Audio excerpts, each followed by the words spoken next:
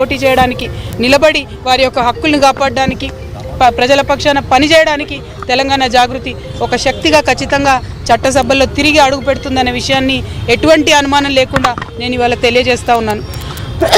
నేను ఆహ్వానం పలుకుతా ఉన్నాను మా లెఫ్ట్ పార్టీ సోదరులకు, మావోయిస్ట్ సింపథైజర్లకు, మావోయిస్టులకు, ఎవరైతే మనుగడ సాగించలేకపోతా ఉన్నారో, ఎవరైతే కొత్త రాజకీయ శక్తులు రావాలి ఈ రాష్ట్రంలో ఆలోచిస్తున్నారో, ఎవరైతే ప్రజాస్వామ్యబద్ధంగా పనిచేసే పార్టీలు రావాలనుకుంటున్నారో రండి.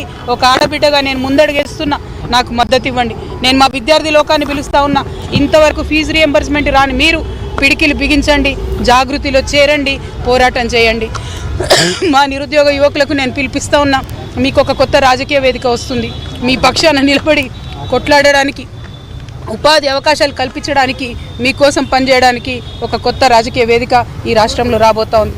అందరికన్నా ఎక్కువ మా ఆడబిడ్డల్ని కోరుతా ఉన్నా, ఒక ఆడబిడ్డగా తెలంగాణ రాజకీయ అస్తిత్వాన్ని కాపాడడం కోసం, మన ఆడబిడ్డల హక్కులు కాపాడడం కోసం నేను ముందడుగేస్తూ ఉన్నాను. నన్ను దీవించండి, ఆశీర్వదించండి, నాతో పాటు నడవండి.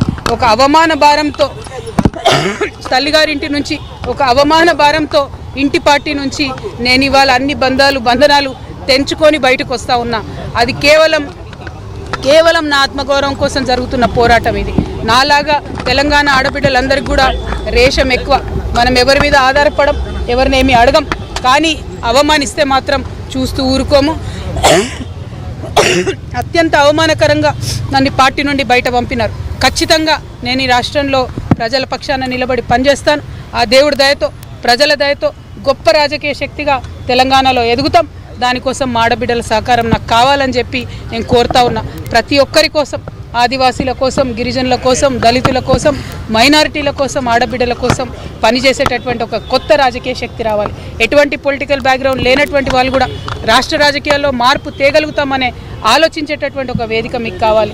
అటువంటి వేదికను మీకు ఇస్తానని మాట ఇస్తూ మరొక ప్రయత్నం నేను చేస్తున్నా. నాకు అండగా నిలబడాలని కోరుతున్నాను. I request all our minority Telangana population to support me in my step that I am going to take now. We are going to form a political party in this state. It will definitely create a lot of space for people who wanted to work in a democratic front, people who wanted to work in a democratic forum. The party BRS, which we thought was our own party, our own Telangana People's Party, has betrayed us in number of issues. It has not fulfilled our aspirations. We need to work towards fulfilling our aspirations. BRS party has spent about 1.89 lakh crores on irrigation in the last 10 years, but not even one new acre has come into farming today. So in many aspects BRS has failed us. More than anything, we wanted to work for our self-respect. BRS has failed the people who have worked for the achievement of state. So I urge the people of Telangana that I am going to take a step forward. I am going to form a political party in Telangana.